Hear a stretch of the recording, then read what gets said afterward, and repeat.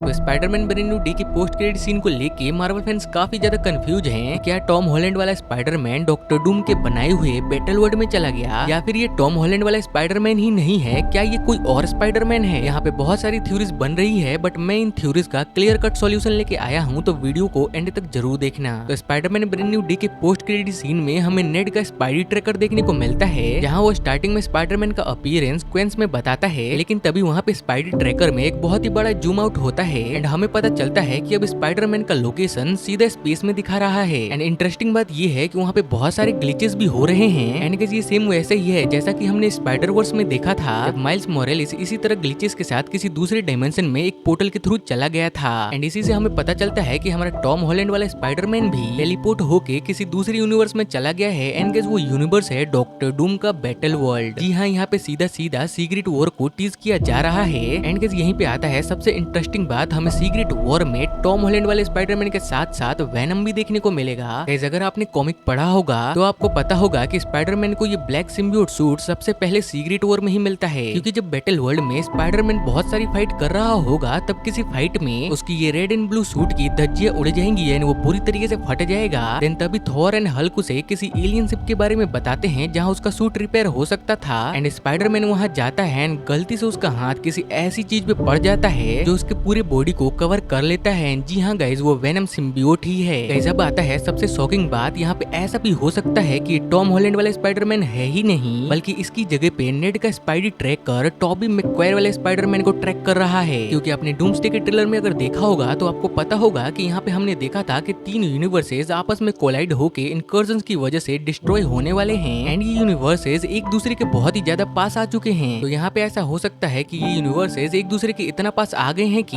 नेड का spidey tracker Toby मैक्वायर वाले Spiderman को बहुत ही इजीली ट्रैक कर पा रहा हो। एंड ऐसा हो भी सकता है गाइस, क्योंकि आपको तो पता ही होगा कि टॉबी मैक्वायर वाले स्पाइडरमैन का वेरिएंट हमारा टॉम हॉलैंड वाला स्पाइडरमैन है। तो यहाँ पे ये लॉजिक पूरी तरीके से सेंस बनाती है एंड ऐसा हो भी सकता है। वेल गाइस, यहाँ तक तो ठीक था, बट यहाँ पे एक और क्रेजी थ्योरी निकल रही है जिसे सुन के आप शॉक्ड हो जाओगी। यहाँ पे ये भी हो सकता है कि ये माइल्स मोरेलिस का स्पाइडरमैन है एंड ऐसा मैं इसलिए कह रहा हूँ क्योंकि केविन फाइगी ने ये खुद कहा था कि माइल्स मोरेलिस मार्वल का न्यू स्पाइडरमैन होने वाला है। एंड गाइस, यहाँ पे अगर आप इन ग्लिचेस को नोटिस करोगे तो आपको पता चलेगा कि बिल्कुल same to same spider verse की तरह हैं।